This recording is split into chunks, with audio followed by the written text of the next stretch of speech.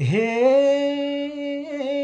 बाटो छैन बयलाको, घर छैन आँसुको इजु, घर छैन आँसुको।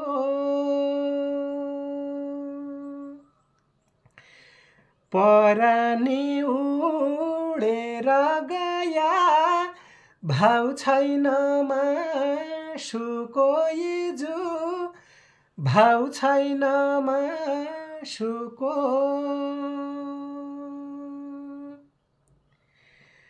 परानी उडेर गया, भाउ छैन मासुको इजु, भाउ छैन मासुको।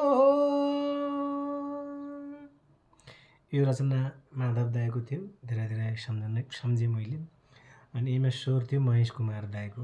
धन्यवाद।